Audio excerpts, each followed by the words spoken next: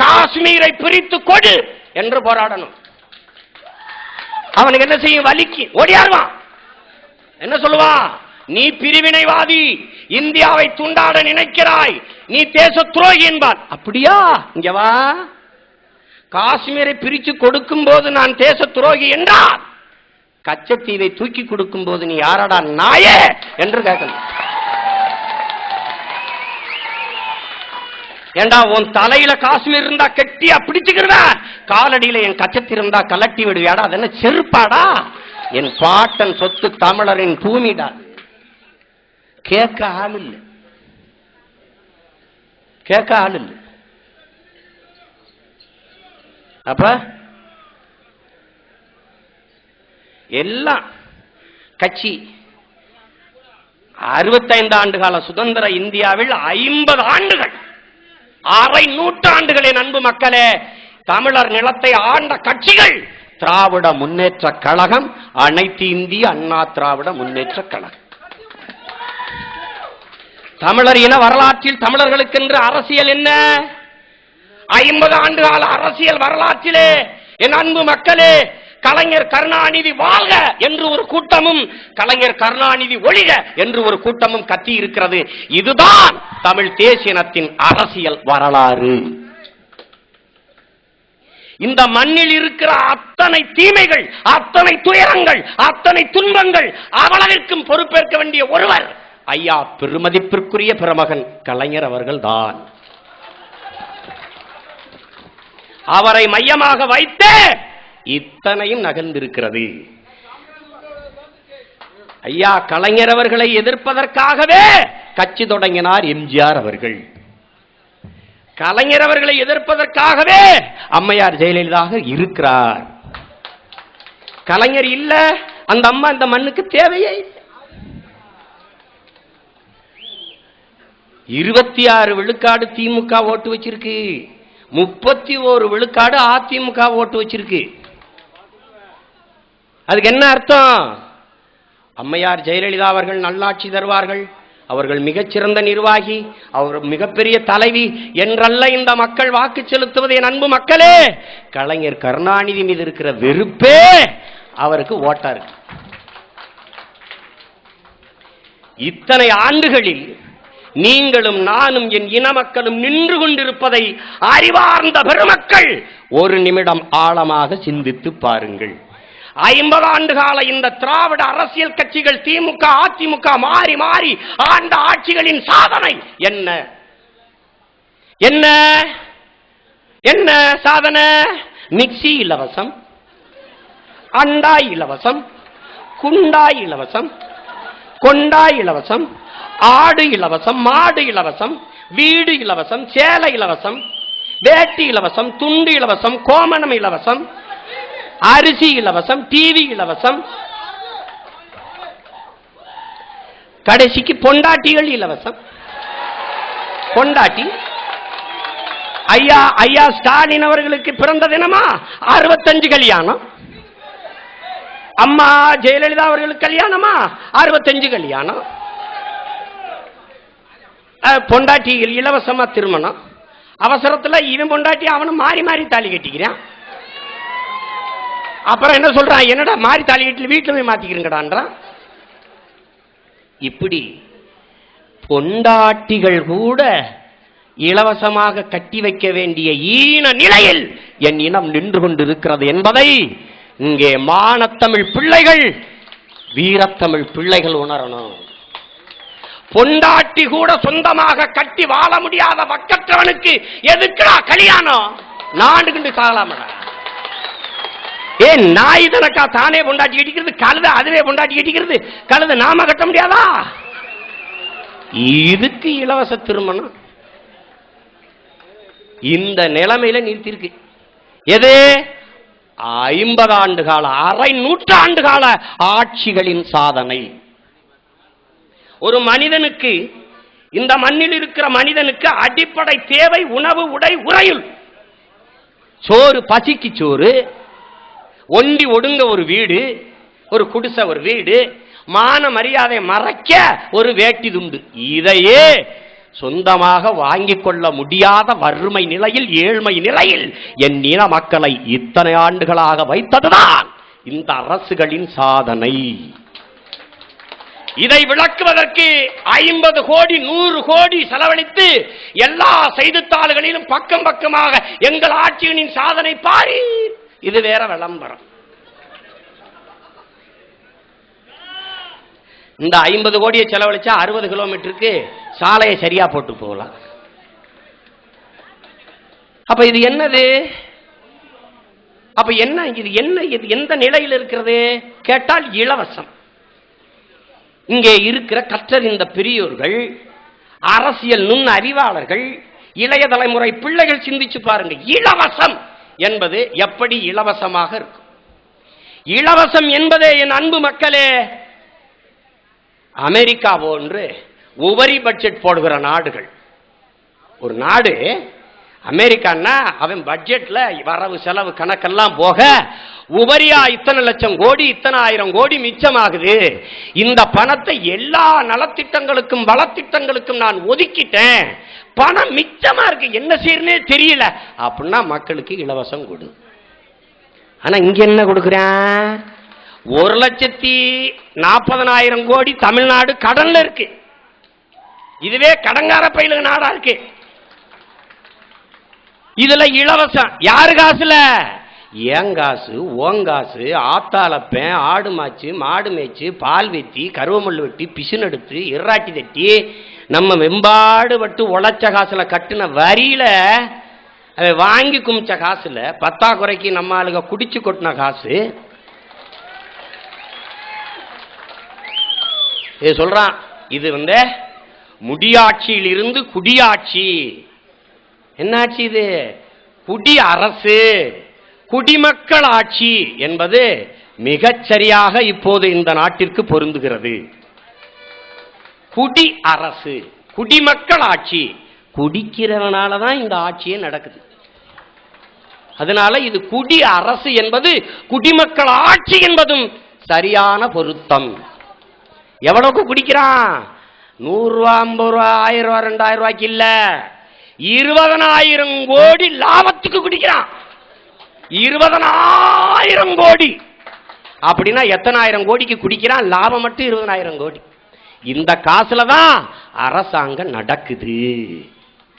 அப்ப இது குடி அரசு, குடிமக்கள் அரசு. நீங்க யோசிச்சு பார்க்கணும். 20,000 கோடி லாபத்துக்கு குடிக்கிற ஒரு நாட்டு மக்களுக்கு எதுக்காக இலவசம்? அப்ப இந்த இலவசம் என்று கொடுக்கறாங்கன்னா இந்த இலவசம் யாரு காசுல கொடுக்கறாங்க? நம்ம காசுல. நம்ம காசுலயே ஒருத்தன் நமக்கிட்ட டீ வாங்கி கொடுத்துட்டு இது எப்படி இலவசம்னா எப்படி நீங்க ஏற்பீங்க? அப்ப இலவசம்னா எப்படி கொடுக்கணும்? ஐயா கலைஞர் ஐயா அவங்க அம்மா அப்பா எல்லாம் சம்பாரிச்சு வச்ச சொத்தை வித்துவிட்டு கொண்டு வந்து கொடுக்கணும். அம்மையார் சோனியா காந்தி இத்தாலியிலிருந்து சீலமுந்தானியில முடிஞ்சு வந்த காசுல இருந்து நமக்கு கொடுக்கணும். அம்மையார் ஜெயலலிதா அவர்கள் கஷ்டப்பட்டு சம்பாரிச்ச காசுல இருந்து கொடுக்கணும். அது இல்ல, என் காசை எடுத்து எனக்கு வாங்கி கொடுத்துட்டு இலவசம். இது எப்படி ஏற்கிறது?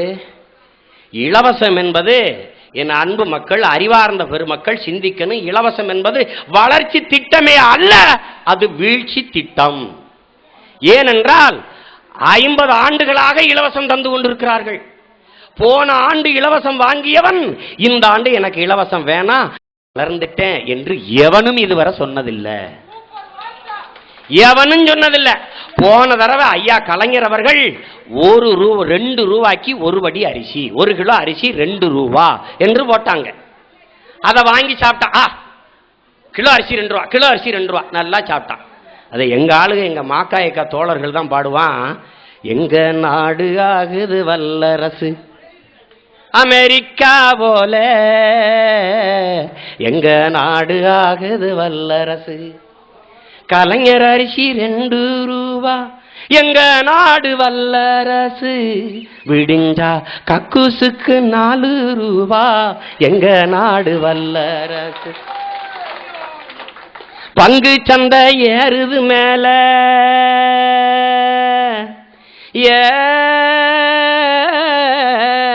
பங்கு சந்தை ஏறுது மேல எங்க நாடு வல்லரசு, விளைஞ்ச நெல்லு விலை ஊறுது கீழே எங்க நாடு வல்லரசு.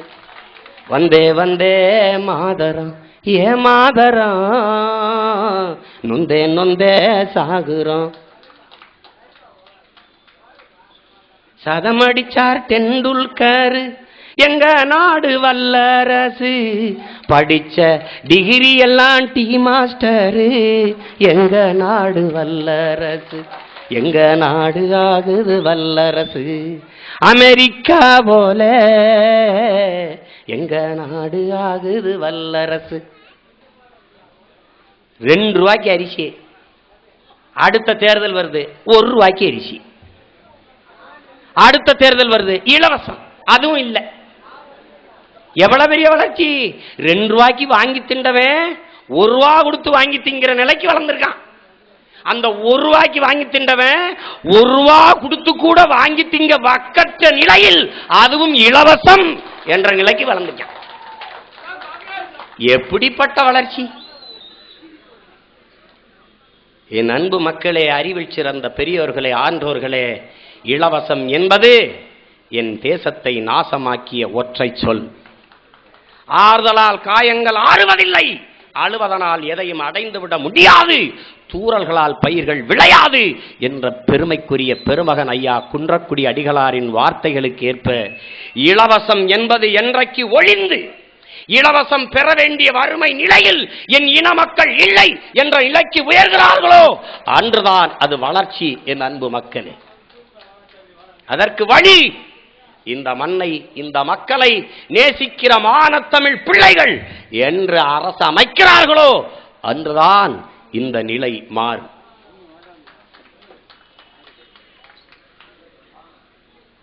என்ன இருக்கு தமிழனுக்கு? என்ன இருக்கு? தேர்தல் வரும்போது ஒரு ஆட்டை கொடுக்க வேண்டியது, ஒரு மாட்டை கொடுக்க வேண்டியது, நம்ம அதுக்கு பதிலாக நாட்டை கொடுத்துட வேண்டியது. அதை வச்சு ஆண்டுகிட்டு திமுக ஆண்டுட்டு கீழே இறங்கும் போது அம்மையார் ஜெயலலிதா வந்து அந்த கட்சியில் இருக்க அமைச்சர் பூரா கொள்ளையடிச்சான், திருடுனான், நிலத்தை பறிச்சான், போடுறா உள்ள போட்டான். இவர் வந்தபோது அந்த அமைச்சர் திருடுனா, கொள்ளையடிச்சான், போடுறா உள்ள. இதுல இருந்து என்ன தெரியுது? மாறி யாரி கொள்ளையடிக்கிறாங்கன்னு தெரியுது.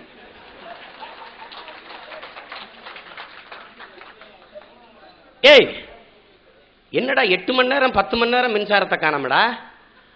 கிராம பகுதியில் 24 மணி நேரத்தில் 23 மணி நேரம் மின்சாரத்தை காணாம. இப்ப மறுபடியும் மின்சாரத்தை கண்டுபிடிக்கிற வேலை நடக்குது. மின்சாரம் கண்டுபிடிக்கிறான். நான் கூட சொன்னேன், அமெரிக்காவில் தாமஸ் ஆல்வா எடிசன் வந்து இறந்த தினம் வருது. தாமஸ் ஆல்வா எடிசன் அவர் தான் மின்சாரத்தை கண்டுபிடிச்சவர். அவர் இறந்த தினத்துக்கு அமெரிக்காவில் இருக்கிற எல்லாத்தையும் மொத்த மின்சாரத்தையும் 1 நிமிடம் அணைச்சுப்புறான். ஒரே 1 நிமிடம் தான். எப்பவுமே அமெரிக்காவில் மின்தடை ஏற்பட்டதில்லை. 1 நிமிடம் தான் அமெரிக்காவில் மின்சாரத்தை அணைச்சு போட்டுறான். அணைச்சு போட்டு கொஞ்ச நேரம் கழிச்சு டப்புன்னு போட்டுறான். போட்டு தொலைக்காட்சி எல்லாம் பட்டாசு வெடிக்கிறான், வண்ண வண்ண இதுகளை வெடிக்கிறான், வெடிச்சு போட்டு இது பண்றான், எழுத்து ஓடுது. இப்படி இருண்டு கிடந்த உலகத்திற்கு ஒளியேற்றிய வெளிச்சம் தந்த பெருமகன் தாமஸ் ஆல்வா எடிசன் பிறந்த தினம் என்பதாலேயே அதை உணர்த்துவதற்காக 1 நிமிடம் நாங்கள் மின்சாரத்தை அணைத்து ஏற்றினோம் என்று சுழல் எழுத்துல செய்தி. முன்னாடிலாம் அப்பப்ப போகும், இப்ப அப்பப்ப தானடா வருது அப்படின்னு கேட்டா அதுக்கு பதில் இல்லை. அது கேட்டா அம்மா ஜெயலலிதா அவர்கள் சொல்றாங்க, ஐயா கருணாநிதி செஞ்ச தவறாலதே இவ்வளவு. அவர் சொல்றாரு, இல்ல இல்ல நான் இல்ல, எல்லாத்துக்கும் பொறுப்பு அம்மையார் ஜெயலலிதா அவர்கள் தான். இவர் சொல்றாரு, இது எங்களுக்கு தெரியுது, நீங்க 2 பேரும் தான் பொறுப்பு. இவர் என்ன சொல்றாரு? அம்மையார் ஜெயலலிதா சரியில்லை, அவர் டான்சியில ஊழல், அவர் கொடநாட்டில் நில ஆக்கிரமிப்பு, இவரை கட்டா உங்க கட்சிக்காரம்புற ஆக்கிரமிப்பு, நீ அண்ணாரிவாளையம் கட்டினதே ஆக்கிரமிச்சு கட்டியிருக்க. மாறி மாறி ஒருவர் திட்டுறாங்க. எனக்கு என்னமோ 2 பேரும் சொல்றது சரின்னு தான் படுது. ஐயா கலைஞர் அவர்கள் அம்மையார் ஜெயலலிதா பற்றி சொல்றதெல்லாம் சரி, அம்மையார் ஜெயலலிதா அவர்கள் ஐயா கலைஞர் அவர்களை பற்றி சொல்றதெல்லாம் சரி. அவர் சரியில்லைன்னு இவங்க சொல்றாங்க, இவங்க சரியில்லைன்னு இவர் சொல்றாரு. நாம சொல்றோம், ஆமா நீங்க 2 பேருமே சொல்றது சரிதான், நீங்க 2 பேருமே சரியில்லை. இது எது போல? தந்தை பெரியார் அவர்கள் கடவுள் இல்ல, சாமி இல்ல என்று சொன்ன போது இது நாத்திகம், இது கடவுள் இல்லைன்னு சொல்றது அநியாயம், இது அக்கிரமம் என்று பேசினதுக்கு ஐயா சொன்னாங்க, இஸ்லாமியர்கள் எல்லாம் சொல்றீங்க இந்து கடவுளும் கிறிஸ்தவ கடவுளும் இல்ல பொய்யின்றீங்க, கிறிஸ்தவரெல்லாம் சொல்றீங்க இஸ்லாமிய கடவுளும் இந்து கடவுளும் இல்ல பொய்யின்றீங்க, இந்துக்கள் எல்லாம் சொல்றீங்க இஸ்லாமிய கடவுளும் கிறிஸ்தவ கடவுளும் இல்ல பொய்யின்றீங்க, 3 பேரும் மாறி மாறி இல்லைன்றீங்க, நான் மொத்தமா இல்லைன்றேன்.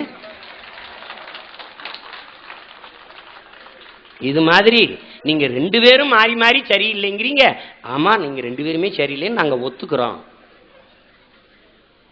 இந்த நிலையில என்ன இருக்கு தமிழனுக்கு? தமிழர் நிலத்தில் நாங்கள் தமிழர்கள் என்று என் தம்பி முருகக்கண்ணி சொன்னது மாதிரி என் இன மக்களை திரட்டி வச்சுக்கிட்டு நீங்க தமிழர், நான் தமிழர், நீங்க தமிழர், இது போல உலகத்தில் எந்த இனத்திற்கும் இந்த ஈன நிலை வந்ததில்லை. அருகில் இருக்கிற கேரளாவில் வாழ்கிற எல்லோரும் அறிந்திருக்கிறார்கள் நாங்கள் மலையாளிகள் என்று. ஆந்திராவில் வாழ்கிற நம் உறவுகளில் சகோதர இன மக்கள் தெலுங்கர்கள் எல்லோரும் அறிந்திருக்கிறார்கள் நாம் தெலுங்கர்கள் என்று. கர்நாடகாவிலும் அதுபோல்தான். மகாராஷ்டிராவில் வாழ்கிற எல்லோரும் தாங்கள் மராட்டியர்கள் என்று தெரிந்திருக்கிறார்கள். ஆனால் தமிழர் நிலத்தில் மட்டும் எவனும் தமிழன் இல்லை. ஏன் இல்ல? என்ன நடக்குதுங்க?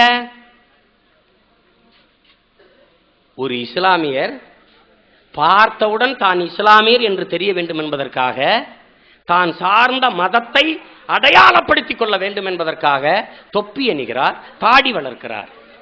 ஒரு கிறிஸ்தவ மதத்தை சார்ந்த ஒரு தமிழன் சிலுவை அணிகிறார்.